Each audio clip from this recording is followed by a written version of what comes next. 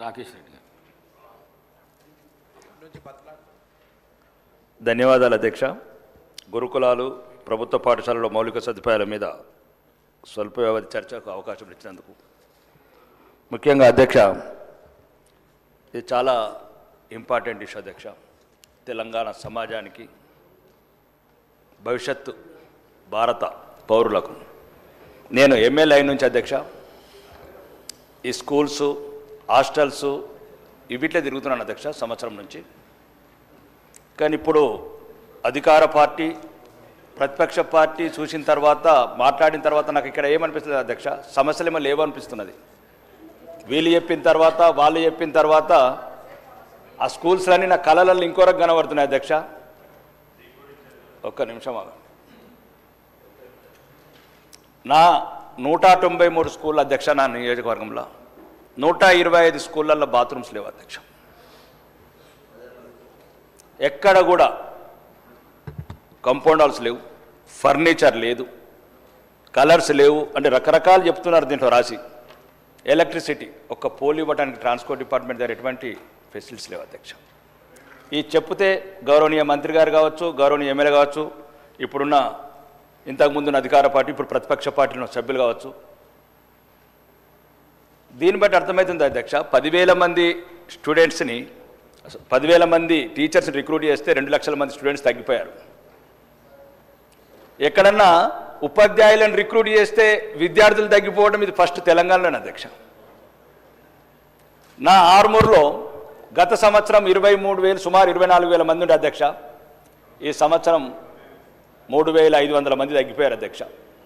మరి టీచర్స్ని రిక్రూట్ చేసినందుక, లేకపోతే మీరు 40% డైట్ ఛార్జీలు పెంచినందుక? ఒక్కటి మాత్రం చెప్తున్నాను అధ్యక్ష, దయచేసి ముఖ్యంగా రాష్ట్ర ప్రభుత్వానికి మాత్రము నా మనస్ఫూర్తిగా ధన్యవాదాలు తెలుపుతున్నాను. 40% డైట్ ఛార్జీలు, 200% కాస్మెటిక్ ఛార్జీలు మనస్ఫూర్తిగా చెప్తున్నాను అధ్యక్ష.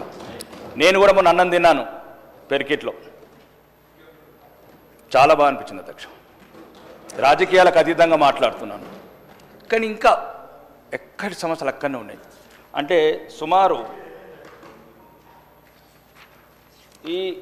ఇప్పటి వరకు ఈ ప్రభుత్వాలు కావచ్చు, గత ప్రభుత్వాలు కావచ్చు, తెలుగుదేశం కావచ్చు, కాంగ్రెస్ కావచ్చు, 34.5% సొంత భవనాలు ఉన్నాయి అధ్యక్ష. వేలాది కోట్లు పెట్టి రాష్ట్ర ప్రభుత్వాన్ని అప్పుల పాలు చేసినాం. అందరు పరేషాని, లోపల అవసరం లేని అని వేలాది కోట్లు పెట్టి కట్టుకున్నాం. కానీ ఇంపార్టెన్స్ ఏమిస్తున్నారు అధ్యక్ష? ఇగో మీరు ఇచ్చిన లిస్టులోనే అనుబంధం 2లో ఇంకా అద్దె భవనాలలోనే 655, 65% అధ్యక్ష. అంటే ఏ రాష్ట్ర ప్రభుత్వం అన్న మీరు సమర్థించుకుంటున్నారు అధ్యక్ష. కానీ ముందు విద్యార్థులకు అధ్యక్ష ఎవరున్నారు అధ్యక్ష? ఇలా గిరిజన సంక్షేమ శాఖ, వెనుకబడిన తరగతులు, సాంఘిక సంక్షేమం, ఎస్సీలు, ఎస్టీలు, బీసీలు. అక్కడ అధ్యక్ష ఇంకొకటి ప్రభుత్వము ఈ మిడ్ డే మీల్స్ అధ్యక్ష, ఇది కేంద్ర ప్రభుత్వమే కావచ్చు, కానీ ఆ పెంచిన ఛార్జీల అధ్యక్ష దేనికి సరిపోవు. ఒకసారి కేంద్ర ప్రభుత్వము 30 రాష్ట్రాలను దృష్టిలో పెట్టుకొని కొన్ని వేరే రాష్ట్రాల నుంచి ఆదాయాలు, వ్యయాలను బట్టి పెంచుతుంది. కాబట్టి ఒకవేళ కేంద్ర ప్రభుత్వం లేట్ అయినా, ఎలా అయితే ఈ గురుకులాలు, ఈ హాస్టళ్లలో పెంచారో, ఈ మిడ్ డే స్కూళ్ళకు కూడా, మిడ్ డే మీల్స్ కూడా అధ్యక్ష ఒక 50% డైట్ ఛార్జీలు పెంచాలని మీ ద్వారా కోరుతున్నాను అధ్యక్ష. వేలాది కోట్ల బడ్జెటు, 1,25,000 కోట్ల అప్పు, మధ్యతరగతి పేద పిల్లలుండే మధ్యాహ్నంలో ఇంకొక 40% పెంచితే కడుపు నిండా తింటారు అధ్యక్ష. గురుకుల హాస్టల్లో 26 రూపాయలు అవుతున్నారు అధ్యక్ష ఒక పూటకు. అదే మిడ్ డే మీల్స్కు ఓన్లీ 11 రూపాయల 79 పైసలు అవుతున్నది అధ్యక్ష పెంచాను దాంతో. దాన్ని కూడా 26 రూపాయలు పెంచాలని మీ ద్వారా కోరుకుంటున్నాను అధ్యక్ష. ముఖ్యంగా మీరు ఎన్ని చెప్పినా ప్రభుత్వం ఒక్క కాంట్రాక్టర్ ముద్దుకు రావట్లేదు అధ్యక్ష. అమ్మ ఆదర్శ పాఠశాల ఒక బాత్రూమ్ కట్టడానికి ఎవరు రావట్లేదు, ఎలక్ట్రిసిటీ ఫిట్ చేయడానికి ఎవరు రావట్లేదు, ఎటువంటి స్కూల్ అంటేనే రావట్లేదు. రోజు రోజుకు విద్యార్థులు తగ్గుతున్నారు. ఈ రకంగా అధ్యక్ష 15% పోయిన సంవత్సరం తగ్గితే ఇంకా 6 సంవత్సరాల ఇంకేం అవసరం లేదు అధ్యక్ష. ఎవ్రీ ఇయర్ 15% అంటే నిన్ననే గౌరవనీయ మంత్రులు దామోదర్ రాజనరసింహ గారు అన్నారు 7 లక్షల మంది విద్యార్థులు తగ్గారని. ఈ మౌలిక వసతులు పెరుగుతున్నాయి, వేలాది కోట్ల బడ్జెట్ పెంచుతున్నాము, కానీ ఎవరికి శ్రద్ధ లేని వ్యవస్థ అయింది సార్ అధ్యక్ష.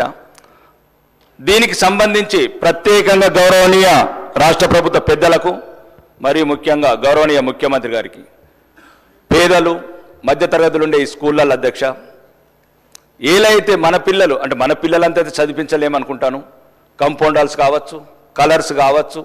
నేను ఒక ప్రయోగాత్మకంగా ఒక 40 లక్షలు పెట్టి ఒకటి ఆర్మూర్లో వేయించాను అధ్యక్ష సొంతంగా. 650 మంది, ఫస్ట్ రోజు ఎమ్మెల్యే అయినప్పుడు కూడా చెప్పాను, 650 మంది అమ్మాయిలు ఉండే దగ్గర ఒక్క బాత్రూమ్ ఉన్నది అధ్యక్ష.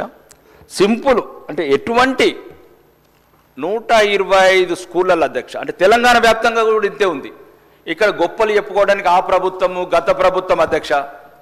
దీన్ని మీ ద్వారా చెప్తున్నాను అధ్యక్ష. మీకు ఇంతకుముందు 6 నెలల క్రితం అసెంబ్లీ సమావేశాలు చెప్పాను అధ్యక్ష, దళితులుండే హాస్టల్ ఐలాపురం ఉంది అధ్యక్ష, కూలిపోతుందంటే 6 నెలల నుంచి ఎటువంటి స్పందన లేదు అధ్యక్ష. దళితులు 55 మంది పిల్లలు ఎప్పుడు చచ్చిపోతారా ఎప్పుడు కూలిపోతారని భయం పడితే ఇప్పుడు అన్నారు కదా 47 మంది చనిపోయినరు, 57 మంది చనిపోయినరు. చనిపోయినాక పరిహారం ఎందుకు అధ్యక్ష? ఇది ఎక్కడ ప్రభుత్వాలు? అంటే చనిపోయిన తర్వాత ఎక్స్గ్రేస్ ఇస్తారా? 6 నెలల క్రితం నేను అడిగాను అధ్యక్ష, మీ ద్వారానే అడిగాను, నేను మిమ్మల్ని అడుగుతాను అధ్యక్ష, మీరంటే గౌరవం అధ్యక్ష, మీ ద్వారానే వాళ్ళ ఈ సందేశం. నా 4th సిటీ 5th సిటీ పొద్దుగాల పేపర్లో చూస్తే 330 బిడ్డ రోడ్డు, చదువు లేదు, విద్య లేదు, ఉపాధి లేదు. ఏమధ్యక్ష? అసలు కుట్వాన్పూర్ అనే గ్రామం ఉంది అధ్యక్ష, ఒక ప్రైమరీ హెల్త్ సెంటర్లో పశువులు కూడా పోలేవు. నేను మళ్ళీ ఒకటే చెప్తున్నానండి, తెలంగాణ ఇంతకుముందు చెప్తున్నా, దయచేసి నేను ఎవరిని విమర్శిస్తలేను. మీరు నన్ను ఒకటే మాట, నన్ను శాసనసభ్యుడిగా గౌరవించి మాట్లాడిస్తే మాట్లాడతాను. మీరు మళ్ళీ మధ్యన రన్నింగ్ కాంట్రవర్సీ చేయకండి. ఏం బాధ అవుతుంది మీకు? పేదో 65% బిల్డింగ్లు, ఇంకా 50 ఏళ్ళు ఉండే సెక్రటరీని కూలగొట్టుకున్నారు. ఎవరు వాళ్ళు వీళ్ళు కాదు అధ్యక్ష. ఏం కావాలి అధ్యక్ష? ముందు తిండి కావాలా? ఆడంబరాలు ఎందుకు అధ్యక్ష? ఒకటి 4th సిటీ 5th సిటీ ఇవన్నీ అయిన తర్వాత చేయండి అధ్యక్ష. 6th సిటీ కూడా కట్టండి, రోడ్డు అవసరమైతే ఆకాశంకి వేయండి. ఇదేమో అధ్యక్ష? టీచర్స్ 10,000 మంది టీచర్స్ రిక్రూట్ చేశారు అధ్యక్ష. ఎంతెంతమంది టీచర్స్ రిక్రూట్ అయితే అంత స్టూడెంట్స్ తగ్గుతున్నారు. ఎక్కడున్నది లోపం? లోపాలు కనిపెట్టండి. ఎలుకలు కొరికినాయి, అవి కొరికినాయి, గతం బయటకు పోగానే మళ్ళీ వేరే రొటీన్ మాటలు. నేను ఒకటే చెప్తుంది అధ్యక్ష, ఫస్ట్ కాంట్రాక్టర్కు బిల్లులు ఇవ్వండి అధ్యక్ష. మరి ఉదయం ఏదో పర్సెంటేజ్లు మాట్లాడిన అధ్యక్ష, అది ఒకటి ఎక్కనో తక్కువ నాకు తెలియదు పర్సెంటేజ్లు, కానీ ఆ పర్సెంటేజ్లను పక్కన పెట్టండి అధ్యక్ష. చిన్న కాంట్రాక్టర్లు అటు బాత్రూమ్లు కట్టేటోటి డబ్బులు లేవు అధ్యక్ష. మొన్న నేను కూరువైన అధ్యక్ష షాపూరు సర్పంచ్ ఏదో చేసిండు, లేనా అన్న ఇల్లు అమ్ముకున్నా మా భార్య మేడల మంగళసూత్రం, అదేమంటారు మంగళసూత్రం కూడా తాకట్టు పెట్టినది ఎమ్మెల్యే గారు. ఎక్కడికి వచ్చింది? 1,20,000 కోట్లు అప్పు ఎందుకు తెచ్చిండ్రు? ఇవి అవసరం ఇవ్వండి, విద్యకి ఇవ్వండి, వైద్యంకి ఇవ్వండి, పేదోడికి ఇవ్వండి. ఇట్లా అడుగుతానేమో మళ్ళీ మధ్య రన్నింగ్ కాబట్టి ఇతర నా నియోజకవర్గంలో అధ్యక్ష, దయచేసి మీ ద్వారా అడుగుతున్నా, హాస్టల్ బిల్డింగ్స్ అధ్యక్ష, పక్కన పందులు అధ్యక్ష, రోగాలు రాకపోతే ఏమవుతాయి అధ్యక్ష? అందరు సానుభూతి చూపుతున్నారు అధ్యక్ష, ఇంతగానో సానుభూతి చూపుతున్నారు. 1000 కోట్ల బడ్జెట్, అనర్హులకు పథకాలు, 1000 కోట్ల అప్పు. ఒకటే అధ్యక్ష, మీ ద్వారా ప్రభుత్వాన్ని కోరుతున్న అధ్యక్ష, తెలంగాణలో రాను ఈ విద్య ఉండదు అధ్యక్ష. దయచేసి ఆ విద్యనే లేకపోతే సీతక్క లాంటి వాళ్ళు చెప్పారు, అది విద్య ఎంత అపురూపమైనది, లేనివాడికి పెద్ద ఆస్తి అధ్యక్ష. అది అన్నిటికన్నా విలువైన అధ్యక్షక. మాకు బంగ్లాలు ఉన్నాయి, కార్లు ఉన్నాయి, అన్నీ ఉన్నాయి అధ్యక్ష, ఫామ్ హౌజులు ఉన్నాయి, అన్ని రకాలు ఉన్నాయి. పేదవాడికి ఉన్నది ఒకే ఒక్క ఆస్తి అధ్యక్ష, చదువు మాత్రమే. అందరు అసెంబ్లీలో మాట్లాడుతున్నారు, మీరు తెలుసు, మీరు వికారాబాద్ మీరు అన్ని చూశారు, నాతో చెప్పారు వ్యక్తిగతంగా కూడా. కానీ నార్మల్ ఇంకా దారుణం ఉంది. మీరు ఏమంటారు? మెయింటెనెన్స్ అని అధ్యక్ష. నేను నూతిపల్లి హాస్టల్కి వస్తే 20 రూపాయల టవర్ బోలట్లేదు అధ్యక్ష. కుద్వాన్పూర్లో 2 బాత్రూమ్లు అధ్యక్ష, 300 మంది. ఎవరు అడగాలి అధ్యక్ష వాళ్ళ గురించి? నా మాట దయచేసి, నా విజ్ఞప్తి, నా ప్రార్థన, వీళ్ళందరూ చేతులెత్తి జోడిస్తున్న అధ్యక్ష, ఇవన్నీ చర్చలు పక్కన పెట్టాయి. ఇక్కడ నుంచి అన్న కాంట్రాక్టర్లకు బిల్లులు ఇవ్వండి అధ్యక్ష. ఎక్కడికి బిల్లు లేవు, కరెంటు లేదు, కరెంట్ ఫ్రీ అంటున్నారు, ఫ్రీ కరెంట్ అంటున్నారు అధ్యక్ష. అసలు అక్కడ కరెంటే లేదా? కరెంటు లేదు, ఫ్యాన్ లేదు, స్విచ్ లేదు, పీసులు లేవు. ఏం చేస్తారు అధ్యక్ష ఫ్రీ కరెంటు? ఎక్కడ కూడా స్కూళ్ళల్లో మీరు దయచేసి, నేను మళ్ళీ మీరు ఒక్కసారి 4-5 ఏళ్ళు ఉంటారు, మంచి చేసుకోండి. మళ్ళీ మిమ్మల్ని వచ్చినోడు మళ్ళీ మిమ్మల్ని తిట్టడం ఇప్పుడు కాదు, మీరు ఇలా తిట్టారు. ఇది కాదు అధ్యక్ష. ఇంకోటి